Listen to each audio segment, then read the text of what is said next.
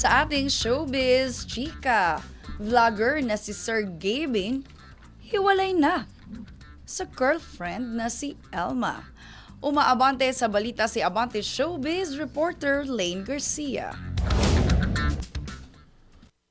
Hiwalay na ang content creator na si Sir Gavin sa kanyang partner na si Elma Asagra o mas kilala bilang Ma'am Elma matapos ang 7 years nilang relasyon. Kumpirmado mismo ang hiwalayan ni Gavin at Elma mula sa kanilang page sa social media. Ayon kay Gavin, masakit makita na nahihirapan ang isa't isa pero mas masakit raw kung magpapatuloy pa sila. Aminado rin ng content creator na mayroon silang matinding pinagdadaanan na hindi nakikita sa harap ng kamera.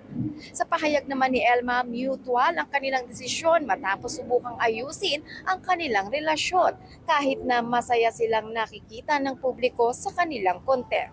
Marami namang netizen ang nalungkot sa anunsyo ng hiwalayan ng dalawa at meron ding naghahaka-haka na tila truly ang espekulasyon tungkol sa third party ni Gavin na isa umanong dentista na taga La Union.